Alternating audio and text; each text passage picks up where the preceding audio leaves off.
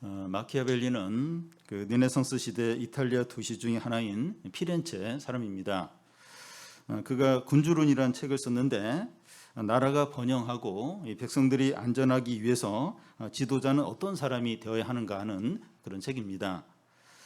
지도자는 나라와 백성이 이익이 되는 쪽으로 움직여야 하고 때로는 약속도 헌식찬처럼 버리고 신하를 믿지 말아야 하고 의무와 권모술수도 서슴없이 행해야 된다고 그렇게 말합니다. 이 마키아벨리가 볼 때 오늘날 이상적인 지도자는 러시아의 푸틴이나 중국의 시진핑이나 북한의 김정은이가 여기 해당되지 않나 생각됩니다. 중국의 그 대학이라는 책에 보면 수신제가 지구평천하라는 그런 말이 나오는데 우리가 뭐 잘 아는 이제 한자 성어인데요. 무슨 말인가 하면 제일 먼저 자기 몸과 마음을 잘 다스리고 그 다음에 이 가정을 잘 다스리고 이런 사람이 또 나라도 잘 다스리게 되고 그러면서 천하의 화평이 평화가 온다는 겁니다. 이 마키아벨리의 군주론과 많이 다릅니다. 그러면 이 성경에서 말하는 지도자는 어떤 사람을 말합니까? 이 동양에서 말하는 그 지도자와 비슷한 것 같은데 다릅니다. 제일 먼저 이 하나님을 경외함으로 자기 마음과 삶을 거룩하게 하고 그 다음에 가정 안에서 절제하고 그 다음에 나라와 교회 안에서 죄와 거짓을 제거하고 부흥을 일으키는 자라는 겁니다. 오늘 말씀이 이것을 다룹니다. 그런데 이 말씀을 우리에게 적용하려고 할 때 우리는 국가 지도자도 아니고 또 높은 지위에 있는 사람도 아니기 때문에 우리와 상관없는 말씀으로 보일 수 있습니다. 그렇지만 우리는 우리 자신의 삶과 가정생활과 삶의 영역에서 죄를 버리고 온전한 길을 가야 되고 하나님의 뜻을 이루어야 되죠. 이 시간 살펴볼 말씀대로 하면 됩니다. 그럼 우리의 이 삶과 또 가정과 우리의 삶의 영역에서 온전해지고 또 하나님의 뜻을 이룰 수 있게 되죠. 시편 101편은 다윗의 시입니다. 이 시편에서 다윗은 왕으로 어떻게 준비하고 또 어떤 왕이 되겠다는 결심을 하는 걸 볼 수 있습니다. 사무엘 상하에 보면 이 다윗이 어떤 그 일을 하고 어떤 삶을 살았는가 하는 게 잘 나와 있는데 완전하진 않지만 시편 101편에 나오는 대로 그렇게 살려고 애를 쓴 것을 볼 수 있습니다.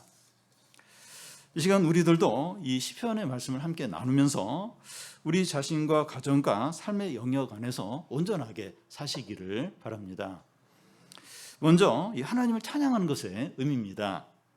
1절을 보면 내가 인자와 정의를 노래하겠나이다. 여호와여 내가 주께 찬양하리이다. 내가 인자와 정의를 노래한다고 하는데 누구의 정의와 인자냐 하는 게 나와 있지 않습니다. 근데 이 주의 인자와 정의라는 것을 우리는 잘 압니다. 이 인자라는 것은 헤세드, 아낌없는 사랑과 또 넘치는 은혜를 말하고 이 정의는 법에 따른 심판을 말합니다. 그래서 인자와 정의는 함께 할 수 없는 서로 반대되는 것으로 보입니다. 그런데 하나님께는 인자와 정의가 충돌하지 않아요. 조화를 이루고 하나입니다. 다윗은 하나님을 찬양하는데 무엇 때문에 찬양을 하느냐? 다시 말해서 하나님의 어떤 부분을 찬양하는가 하면 하나님의 인자와 정의입니다. 우리도 하나님께 감사하고 찬양하는데 무엇 때문에 찬양하느냐? 이제 하는 것을 생각해 볼 수 있습니다.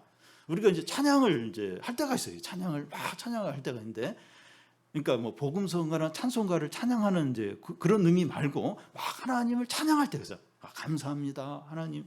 하나님 능력이 놀랐습니다. 이렇게 찬양할 때가 있는데 무엇 때문에 찬양을 하느냐 이제 하는 거 한번 생각을 이제 한번 해보겠습니다. 하나님의 사랑과 기도응답과 또 하나님의 선물을 주신 것과 또 재용서를 감사할 수 있습니다. 좋은 일이 생기고 어려움이 해결됐을 때 하나님을 찬양하는 겁니다. 근데 우리가 주로 이런 이유들로 찬양한다면 예상치 않은 어려움이 닥치거나 기도한 대로 되지 않았을 때는 찬양을 하지 않게 됩니다. 그러니까 주로 좋은 일이 생겼을 때 그때만 찬양을 한다면 예상치 않은 어려움이 생겼을 때 또 막 기도응답이 안 되면 찬양을 이제 안 하게 되죠. 찬양은 이제 좋은 일이 생기거나 기도 응답이 되었을 때만 하는 것으로 무의식적으로 생각을 하게 된다는 거예요. 그러니까 누구 이제 뭐 이렇게 어떤 사람이 나에게 이렇게 좋은 일을 해줬을 때 그때 이제 감사하는 것처럼 하나님도 좋은 일이 생겼을 때만 이제 감사하고 찬양하는 것으로 무의식 중에 그렇게 이제 생각을 이제 한다는 겁니다. 우리는 이런 식으로 한쪽으로 치우쳐서 우리 중심적으로 찬양을 이제 하게 됩니다. 우리 중심적으로 내가 좋으면 하고 내가 좀 안 좋으면 안 하고 이런 식으로 이제 찬양을 이제 하게 되는 거죠. 근데 다윗은 하나님의 인자와 정의를 찬양하고 있습니다. 하나님의 정의 곧 이제 고난 가운데 있을 때도 찬양을 하는 겁니다. 그러니까 하나님의 정의라고 하는 건 법으로 심판하는 어떤 그런 의미가 많은데 그럴 때는 이제 고난이 닥칠 수 있는 거예요. 근데 그럴 때도 다윗은 이제 찬양을 이제 하는 겁니다. 하나님께서 인자를 베푸실 때 곧 형통할 때나 하나님께서 정의를 행하실 때 곧 고난을 주실 때도 찬양하는 겁니다. 이 다윗이 하나님의 인자와 정의를 찬양한다는 것은 이 좋을 때나 어려울 때나 그때 다 이제 하나님을 찬양한다는 의미죠. 그럼 우리도 이제 하나님께 감사하고 찬양하는데 무엇 때문에 찬양하느냐? 하나님의 인자와 정의 때문에 찬양하는 것이 되어야 합니다. 우리도 이제 찬양을 해요. 근데 무엇 때문에 찬양하냐? 뭐 때문에? 좋은 일이 있어서, 기도응답이 되어서 그래서 찬양하느냐? 그렇지 않더라도 이 하나님의 이 정의, 하나님의 인자 때문에 찬양을 이제 해야 합니다. 그래서 좋은 일이 생겼을 때나 어려운 일이 생겼을 때 하나님께 감사하고 기뻐하고 찬양할 수 있어야 됩니다. 그래서 우리가 좀 이렇게 찬양하고 감사하는데 우리가 그걸 좀 돌아봐야 돼요. 이게 우리가 원한 대로 됐을 때만 그러느냐? 근데 그게 아니고 이렇게 원한 대로 되지 않았을 때도 언제든지 감사하고 찬양하고 기뻐해야 한다는 거죠. 이렇게 하는 것이 이제 어떤 의미가 있는가 하면 하나님을 진정으로 믿고 경외하고 사랑하는 것이 돼요. 이게 왜 중요하냐? 그러니까 진짜 하나님을 믿고 사랑한다면 좋을 때나 어려울 때나 찬양하고 감사한다는 겁니다. 이게 진짜 믿는 거예요, 진짜. 이게 진짜. 그러니까 예를 들어서 이제 뭐 부부간이든지 뭐 부모 자녀간이든지, 그러니까 좀 무슨 어려움이 생겼을 때도 여전히 사랑하고 신뢰하는 그게 이제 진짜 부부 사랑이죠. 그러니까 이 하나님께도 하나님을 진정으로 믿고 사랑한다는 건 좋을 때나 어려울 때나 여전히 하나님을 신뢰하고 감사하고 찬양하는 그게 진짜 믿음인 거죠. 그게 진짜 하나님을 사랑하는 거죠. 그래서 우리가 뭐 때문에 찬양하느냐, 어떨 때만 찬양하느냐, 그걸 보면 내 믿음이 어떠한가, 내 믿음의 수준이 어떠한가, 내 믿음의 분량이 어떠한가 하는 것을 이제 알 수가 있는 겁니다. 하나님을 진정으로 믿고 사랑하는 자가 이제 좋을 때나 어려울 때나 하나님께 감사하고 찬양하는 거죠. 이런 신앙을 이제 가져야 하는 거죠. 우리 이런 신앙으로 이렇게 성장을 해야 됩니다. 다윗의 찬양을 보면 그의 믿음이 바른 믿음이라는 것을 알 수 있습니다. 바른 믿음은 이제 온전한 삶으로 나아가게 됩니다. 2절인데 우리 같이 한번 읽겠습니다. 내가 완전한 길을 주목하오리니 주께서 어느 때나 내게 임하시겠나이까. 내가 완전한 마음으로 내 집안에서 행하리이다. 내가 완전한 길을 주목한다고 하는데 그 완전한 길은 이 하나님 뜻대로 사는 것을 말하고 1절에 나와 있는 대로 보면 하나님의 인자와 정의대로 행하는 것을 말합니다. 이 창세기 17장에서 하나님이 아브라함에게 나는 전능한 하나님이라 너는 내 앞에 행하여 완전하라고 하셨습니다. 하나님이 완전하세요. 그런데 아브라함한테도 완전하라고 그렇게 하십니다. 또 내에게서는 내가 거룩하니 너희도 거룩하라고 하십니다. 하나님은 우리들에게 하나님처럼 완전하기를 요구를 하십니다. 그래서 다윗은 완전한 삶에 주목을 하는 거예요. 완전한 삶에 관심을 갖고 그렇게 살려고 이제 하는 겁니다. 그와 같이 우리에게 진정한 믿음이 있다면 하나님의 뜻대로 온전히 사는 것에 온 관심을 갖게 된다는 겁니다. 그러니까 우리에게 진정한 믿음이 있다면 이 하나님 뜻대로 어떻게 하면 완전하게 살 수 있을까? 여기에 이제 관심을 두게 된다는 거예요. 예를 들어서 이 병원에서 의사를 만나고 나오면서 이 살을 빼야겠다고 결심을 진정으로 했다면 이 먹는 것을 줄이고 운동을 규칙적으로 하는 행동으로 나타나야 한다는 겁니다. 그러니까 진짜 그런 결심을, 그런 마음을 먹었다면 행동으로도 나타나야 이제 하는 거죠. 우리의 행동과 삶은 우리의 마음에 달려있기 때문입니다. 그래서 다윗이 하나님의 뜻대로 온전히 살기를 원했는데 그러기 위해서 필요한 것은 2절 끝부분을 보면 완전한 마음이 있어야 하는 겁니다. 이 완전한 길을 가려면 완전한 마음이 있어야 하기 때문이죠. 그러니까 완전한 길을 가기 원해요. 그럼 완전한 마음이 있어야 되는 거죠. 예를 들어서 뭐 다이어트를 하는 것이나 밤에 이제 늦게 자지 않으려고 하는 것이나 또 경건 시간을 갖는 것 등이 잘 되느냐, 잘 되지 않느냐 하는 것은 마음 상태에 달려 있습니다. 뭐 운동하는 거, 또 뭐 식사량을 줄이는 거, 뭐 이런 것들 다 마음 상태에 달려 있죠. 마음을 잘 잡고 잘 다스리는 게 필요합니다. 청소년들은 이제 공부를 열심히 하고 또 성적을 올리고 뭐 이런 것들도 다 마음에 이제 달려 있습니다. 2절 끝에 내가 완전한 마음으로 내 집안에서 행한다고 하는데 이 집안에서 혼자 있을 때 마음을 잘 지키는 게 얼마나 중요한지 모릅니다. 집 밖에서 사람들이 있을 때는 그래도 마음을 이렇게 지키기가 쉬운데 집에 혼자 있을 때 이때는 마음을 이렇게 지키는 게 쉽지가 않아요. 그래서 어떤 기도를 해야 합니까? 22절 중간에 보면 주께서 어느 때나 내게 임하시겠나이까. 속히 주님께서 저에게 임하셔서 제 마음을 새롭게 해주시고 은혜와 성령으로 충만케 해주십시오 하는 겁니다. 이렇게 하는 것이 왜 필요한가 하면 우리의 마음은 이 경건보다는 본능에 충실하고 욕구대로 살려고 하기 때문입니다. 당연히 그 경건대로 살려고 하죠. 저는 제가 목사임에도 불구하고 이 경건보다도 자꾸 이렇게 욕구대로, 본능대로 그게 익숙한, 그러고 싶어 하는 거예요. 그러니까 다 그래요. 우리의 그 원하는 건 경건이 아니에요. 그냥 본능대로, 욕구대로 이제 하는 겁니다. 우리가 이런 기도를 의식적으로 하지 않으면 우리 영혼은 떠내려가요. 정욕대로 행하기가 너무나도 쉬운 겁니다. 그러니까 우리에게 익숙하고 자연스러운 건 정욕대로 하는 거예요. 그냥 욕구대로, 충동대로, 기분대로 그렇게 하는 게 우리는 좋아요. 편해요. 경건대로, 하나님의 뜻대로, 말씀대로. 그게 옳긴 옳은데 그걸 원하지 않아요. 그냥 가만히 있으면 그냥 정욕대로, 충동대로, 욕구대로 그렇게 이제 하게 됩니다. 그래서 이제 자꾸 쉬지 않고 주님이 언제 임하십니까? 저에게 임하셔서 제 마음을 새롭게 해주시고 은혜를 주십시오. 성령으로 충만케 해주십시오.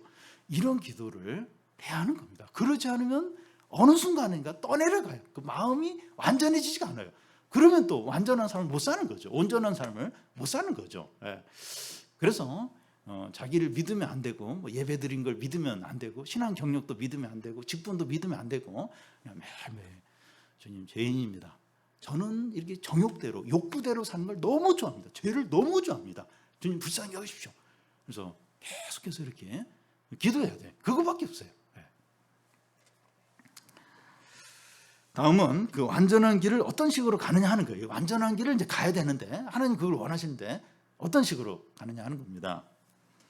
어떤 삶을 사느냐 하는 것에 가장 큰 영향을 미치는 두 가지는 우리 마음 상태하고 주위에 어떤 사람들이 있느냐 하는 겁니다. 4절을 우리 같이 한번 읽겠습니다. 사악한 마음이 내게서 떠날 것이니 악한 일을 내가 알지 아니하리로다. 사악한 마음이 내게서 떠나게 하라고 하는데 이 마음이 깨끗한 것이 중요합니다. 우리 마음 안에 죄나 거짓이나 또 불신이나 음란이 조금이라도 머물지 않도록 하는 겁니다. 또 한 가지 중요한 것은 악한 일을 내가 알지 아니한다 하는데 여기서 악한 일은 우리 성경에도 보면 악한 일하고 이렇게 밑에 나와 있는데 악한 자들로 볼 수 있습니다. 악한 자들과 어울리지 않는 겁니다. 자신의 마음이 깨끗하더라도 함께 있는 사람들이 악한 자들이라면 영향을 받고 유혹에 넘어질 수 있습니다. 나는 마음을 깨끗하게 했어요. 오늘 막 경건 생활하고 기도를 많이 했어요. 근데 주위에 있는 사람들이 그런 사람들이 아닌 거예요. 그러면 자기도 모르게 거기에 이제 영향을 받아요. 그래서 유혹을 받고 넘어질 수 있습니다. 그러니까 불에 가까이 가면 그 열기가 전달이 됩니다. 뜨거워져요. 그것처럼 나는 막 깨끗하고 기도하고 막 그렇게 해도 주위에 있는 사람들이 다 그런 사람들이에요. 그러면 자꾸 영향을 받게 되고 자기도 이제 죄 유혹에 빠질 수 있는 겁니다. 그래서 우리가 이제 멀리해야 할 사람들이 있습니다. 여기 두 부류의 사람들이 이제 나오는데, 한 부류는 드러나게 악한 부류의 사람들이고 다른 한 부류는 속으로 악한 사람들입니다. 먼저 드러난 악인들을 한번 생각을 해보면 3절에 나는 비천한 것을 내 눈앞에 두지 아니할 것이요 배교자들의 행위를 내가 미워하오리니 나는 그 어느 것도 붙들지 아니하리다. 나는 비천한 것을 내 눈앞에 두지 않는다고 하는데, 여기서 비천한 것은 혼돈과 파괴를 가져오는 무서운 음부의 세력을 말합니다. 이걸 사람으로 이제 보면 엘리의 두 아들, 성막에서 백성들이 이렇게 제물로 가져온 짐승을 막 가로채고 또 그 성막에서 시중드는 여자들에게 못된 짓을 한 그 엘리의 두 아들, 또 사사기의 이 내인의 처를 강간해서 죽게 한 그 악한 어떤 불량배들, 또 이세벨의 조종에 따라서 나봇을 위중해가지고 이렇게 죽게 한 그런 악한 또 건달들, 이런 사람들이 여기 이 비천한 것에 해당이 됩니다. 다윗은 이제 이런 악한 자들을 내 눈앞에 두지 않는다 이제 하는데, 이런 자들에게 전혀 마음을 두지 않겠다는 겁니다. 또 배교자들의 행위를 내가 미워한다고 하는데, 배교자는 그 예수님을 이제 제사장들과 장로들에게 판 가룟 유다에 그 해당이 됩니다. 다윗은 이런 배교자들을 미워할 뿐만 아니라 어울리지도 않겠다는 겁니다. 그런데 우리 생각하기에 누가 악한 불량배들이나 배교자들을 가까이 하거나 또 친하게 지낼 수 있는가 하는데, 그들이 힘을 가지고 있고 그들과 친하게 지내면 경제적인 이득이 생기고 그럴 때 가까이 하는 사람들이 있다는 거예요. 누가 악한 불량배들, 배교자들을 가까이 근데 그들이 힘이 있어요. 그리고 그들과 친하게 지내면 경제적인 어떤 이득을 얻을 수 있어요. 그러면 가까이 하는 사람이 있다는 거예요. 이 탈레반 이제 아프가니스탄을 이제 그 장악을 했는데, 누가 이 탈레반 이 사람들을 가까이 하는 나라들이 있는가?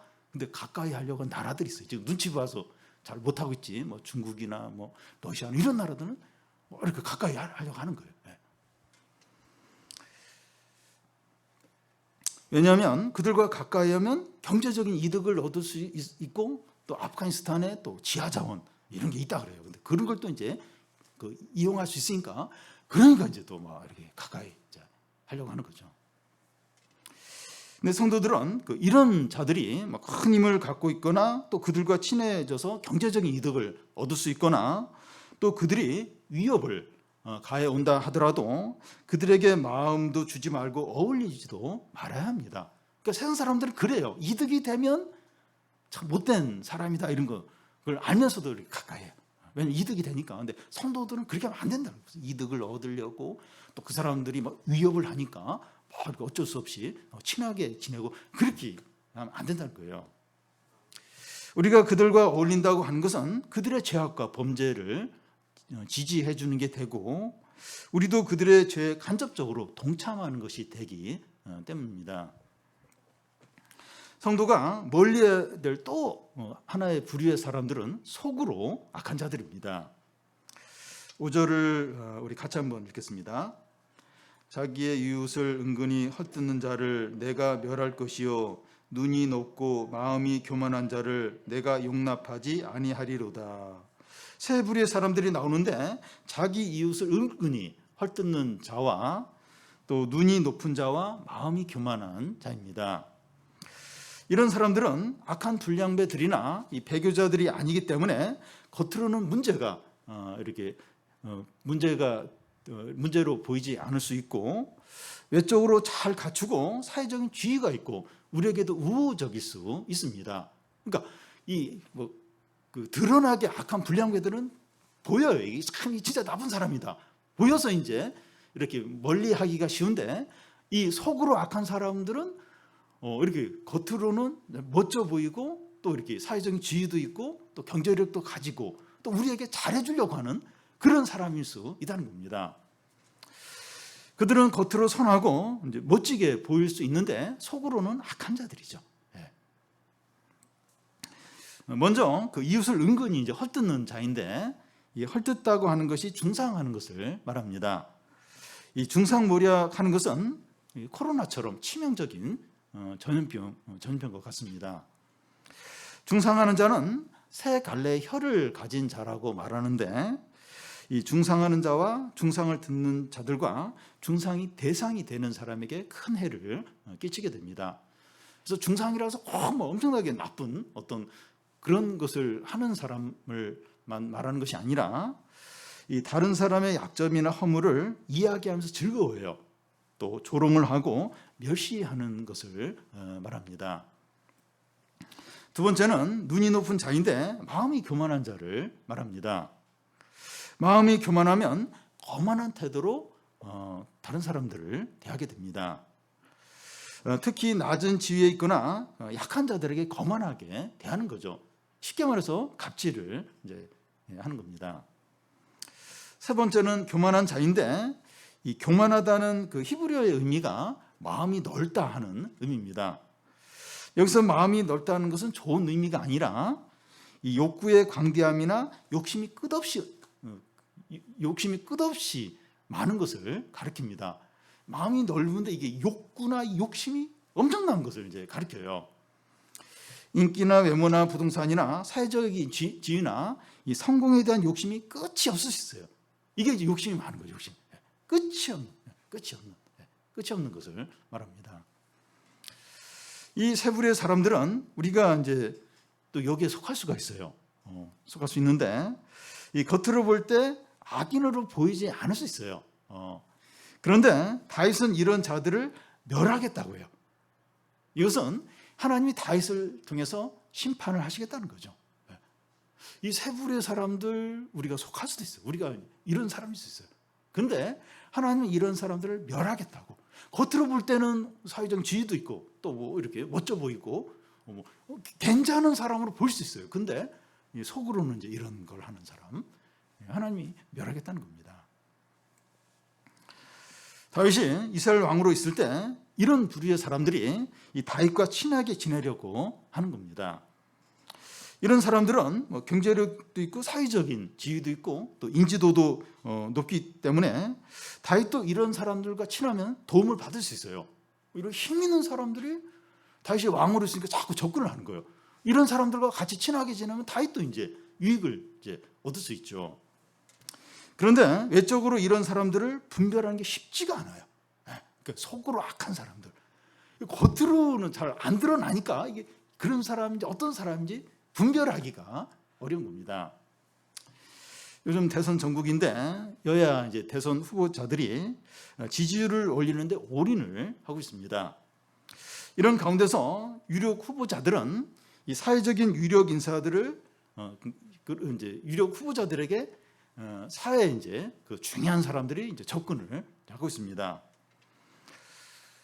이 후보자들 입장에서는 경제력이 있고 사회적인 지위가 있고 인지도가 높은 사람이 자기 진영으로 들어오면 큰 힘이 이제 되죠. 그런데 유력 인사들, 이 접근하는 사람들의 속마음은 모르는 겁니다. 근데 대부분의 후보자들은 유력 인사들의 속마음에는 관심이 없고 일단 힘 있는 사람들이 자기 진영에 들어오도록 거기에 막 온 마음을 다 두고 있습니다. 이게 표 그리고 당선되는 거, 이제 거기에 이제 모든 게 다 집중이 되어 있죠. 그래서 막 이렇게 접근하고 또 이렇게 이렇게 또 이렇게 잘해주고 막 그런 어떤 사회적인 유력 인사들, 그런 사람들을 한 사람이라도 더 끌어들이려고 온 마음을 두고 있습니다. 노마인 이야기를 쓴 시오노 나나미가 노마 황제들에 대해서 말을 이제 했는데, 이 권력을 가진 자들은 자기가 보고 싶은 것만 보고 싶어하고 자기가 듣고 싶은 것만 듣고 싶어 한다는 겁니다. 그래서 황제는 신하들 중에서 자기에게 좋은 말을 하고 아부하는 그런 신하들만 가까이 하려고 한다는 겁니다. 그러니까 황제가 되기 전에는 안 그래요. 이렇게 다른 사람들 이렇게 무슨 사람 얘기를 듣다가 황제가 되고 나면 자기가 보고 싶은 건 보고 듣고 싶은 말만 듣고 싶어 한다는 겁니다. 그러니까 황제는 점점 좁게 봐요. 그리고 치우쳐서 이렇게 바라보게 되고, 그래서 이게 중요한 결단을 내릴 때 잘못 내리는 거예요. 그리고 그 나라가 이제 위태위태해지는 거죠. 전체를 못 보는 거예요. 아부하고 좋은 말만 하는 그 사람들만 이제 말을 주로 들으니까 전체를 못 보는 거예요. 정확히 못 보는 거예요. 잘못된 판단을 하죠. 그래서 이제 나라가 이제 기울어지는 거죠. 우리는 권력자는 아니지만 듣고 싶은 것만 듣고 싶어 이제 합니다. 우리에게 이 좋은 말이나 또 칭찬을 해주고 잘해주는 사람들만 이렇게 친하게 지내려고 할 수 있습니다. 우리에게 직언을 하거나 솔직하게 말하거나 이 잘못을 지적하는 사람은 싫어하고 멀리할 수 있습니다. 조금 다른 이야기지만 그 성도들 사이에서는 서로 이렇게 존중해주는 그런 어떤 태도로 대하기 때문에 이렇게 해야 되는데 이렇게 할 말을 이제 못하는 경우가 있어요. 그런데 믿지 않는 이웃이나 회사 동료나 친구는 우리의 문제에 대해서 거침없이 이야기를 할 때가 있습니다. 하고 싶으면 확 하고 우리의 어떤 그런 잘못들 이런 걸 막 그대로 대놓고 막 말을 이제 할 때가 있어요. 그런 말을 통해서 우리의 모습을 정확하게 볼 수 있는데 그게 필요한 부분입니다. 성도들은 이렇게 상처받으면 어떻게 하지? 이러면서 이 말을 해야 되는데 못하는 경우가 있어요. 근데 뭐 집에 믿지 않는 가족들은 그냥 대놓고 뭐 그렇게 살면 돼 뭐 이런. 근데 그게 정확하게 나의 정확한 모습일 수 있다는 겁니다. 필요한 부분이죠.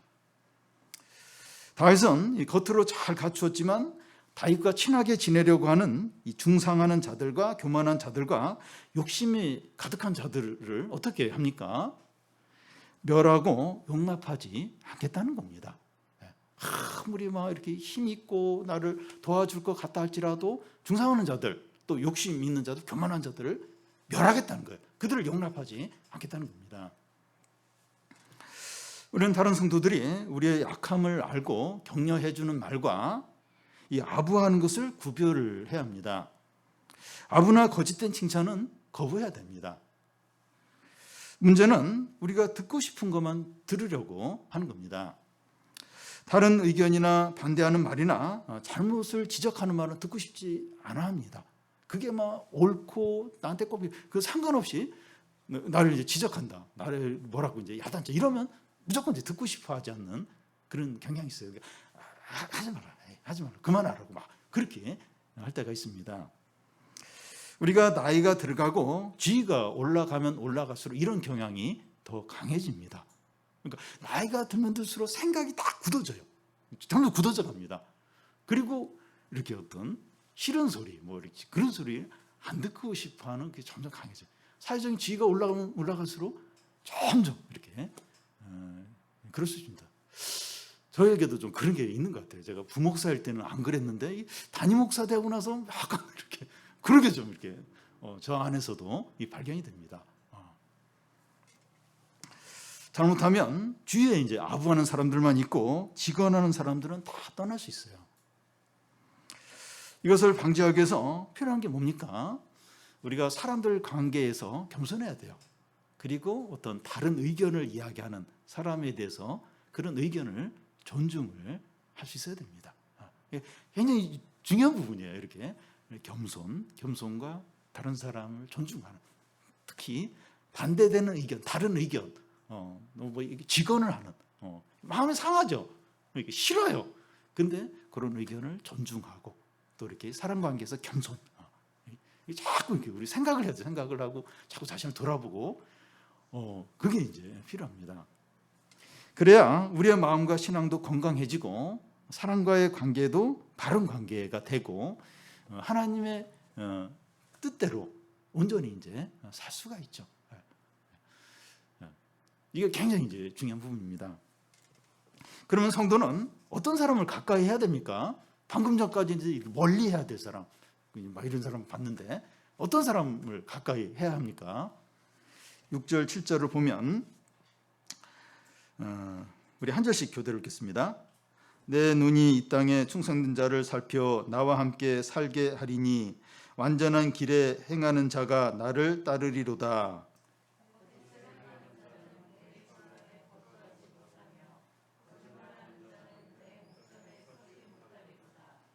다윗이 함께 살고자 하는 자는 이 땅에 충성된 자들이고 완전한 길로 행하는 자들입니다. 다윗이 사울 왕으로부터 10년 정도 이렇게 도망 생활을 이제 이렇게 하게 되는데 초기 그 아둘람 동굴에 있을 때 다윗에게 몰려든 사람들이 한 200명 정도 되고 나중에는 한 600명 정도에 이릅니다. 그들은 가난하고 쫓겨났고 억울한 일을 당한 그런 자들이고 하나님을 경외하는 자들입니다. 다윗은 그들과 함께 지내는 것을 즐거워했어요. 참 가난한 사람들, 고난 가운데 사람 함께 있는 걸 좋아했습니다. 그런데 다윗이 이제 왕이 되고 안정이 되니까 다양한 많은 사람들이 다윗에게 접근하는 거예요. 이렇게 다윗과 친해지려고 하는 겁니다. 다윗이 그들 가운데서 어떤 사람들을 거부합니까? 거짓말을 하고 거짓을 행하는 자들을 골라내는 거예요. 그러면서 이제 멀리 한다는 겁니다.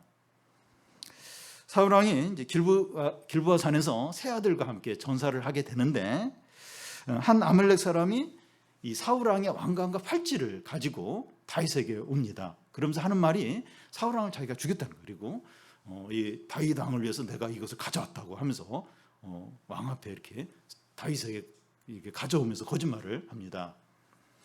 다윗 입장에서 보면 그가 다윗에게 충성된 자이긴 하지만 다윗은 그를 죽이라고 하고 그를 죽입니다.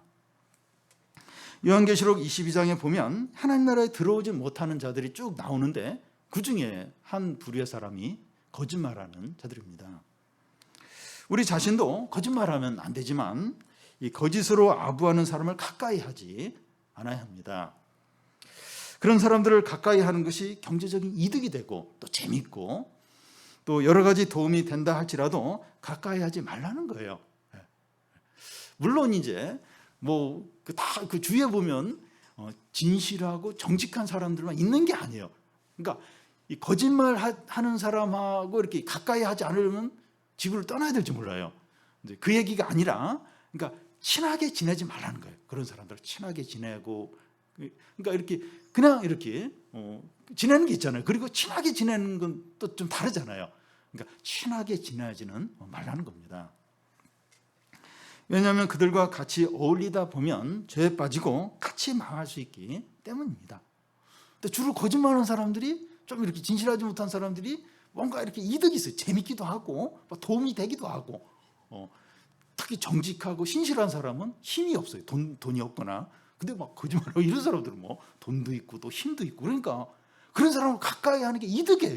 이득이. 그래서 이제 자꾸 이제 친하게 지내려고 하기가 쉬운데 그렇게 하지 말라는 거예요. 같이 망할 수 있다는 거예요. 같이 그 죄에 빠질 수 있다는 겁니다. 마지막으로 다윗은 어떤 결심을 하게 됩니까? 8절을 보면 같이 한번 읽겠습니다. 아침마다 내가 이 땅의 모든 악의를 면하리니 악을 행하는 자는 여호와의 성에서 다 끊어지리로다. 아침마다 내가 이 땅의 모든 악인들을 멸한다고 하는데 농부가 아침마다 밭에 가서 잡초를 뽑아내는 것과 같습니다.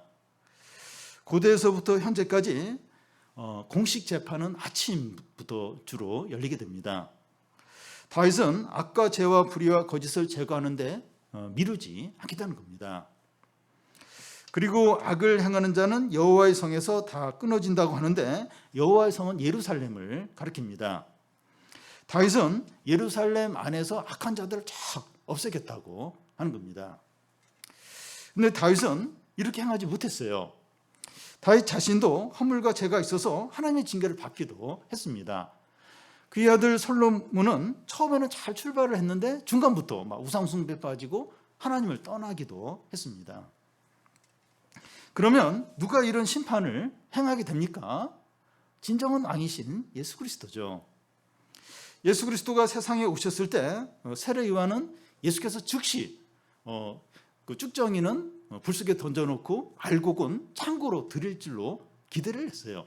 근데 예수님은 오셔서 막 사람들을 치료하고 복음을 전하시는 거예요. 근데 예수께서 죽음에서 부활하시고 승천하신 후에 이제 다시 이제 오실 때는 공의에 따라서 악인들을 철저하게 심판을 하고 인자로서 신실한 자들을 이제 구원을 하게 됩니다. 그러니까 주님이 늦게 오세요. 아직 안 오셨죠. 주님이 이제 재림을 하게 되는데 그때는 공의로서 철저하게 이 죄인들, 악한 자들, 회개하지 않은 자들을 심판하세요. 그리고 인자로서 또 이렇게 회개한 그런 신실한 자들을 구원하시죠. 여러분, 우리는 하나님을 생각할 때 서로 반대처럼 보이는 두 가지를 같이 생각을 해야 됩니다. 그러니까 우리 중심으로 이렇게 하나님은 사랑과 또 은혜와 또 좋은 것을 주시는 그런 하나님으로만 이렇게 치우치면 안 돼요. 그러면 이제 이 하나님을 이제 반쪽만 아는 거죠. 두 가지, 하나님의 인자와 이 공의, 이 두 가지를 같이 생각을 해야 됩니다. 하나님은 이 한없는 은혜와 축복을 하시지만 죄에 대해서 심판하신 하나님, 두 가지를 같이 생각을 해야 됩니다. 하나님은 죄와 거짓과 교만과 중상과 욕심에 대해서 철저하게 정의로 심판을 하십니다. 이거 우리 기억을 해야 돼요. 죄에 대해서 철저하게 심판을 하십니다. 근데 죄를 회개하고 예수 그리스도의 은혜를 붙들 때 넘치는 인자로 용서하고 받아주시죠. 전적으로. 어떤 죄를 지었더라도 회개하고 하나님의 은혜를 붙드는 자는 다 넘치는 인자로, 은혜로 용서하시고 받아주시죠. 하나님의 생명을 주시죠. 이 두 가지를, 하나님의 인자와 정의 두 가지를 항상, 그래서 편할 때나 어려울 때나 항상 하나님을 찬양하고 하나님을 사랑하면서도 경외하고, 이걸 같이 해야 되죠. 우리가 주님께 항상 도움을 구해야 됩니다. 항상. 나는 그 정욕에 약하고 욕구대로 하고 충동대로 하고 나는 죄를 너무나 좋아하는 그런 자다. 이걸 항상 기억을 해야 돼요. 그래서 항상 하나님께 도움을 구해요. 은혜를 구해야 됩니다. 그래서 우리의 마음이 은혜와 성령으로 충만해서 온전해지도록, 이 온전 안 해요. 온전히 안 됩니다. 그래서 자꾸 은혜와 성령을 구해서 충만해지도록, 그래서 이 하나님의 뜻대로 온전한 길을 가도록 하나님은 우리에게 그걸 기대해요. 나처럼 완전해지기를. 그래서 우리가 이 온전한 마음으로 이 온전한 길을 잘 달려가는 성도들이 다 되시기를 바랍니다.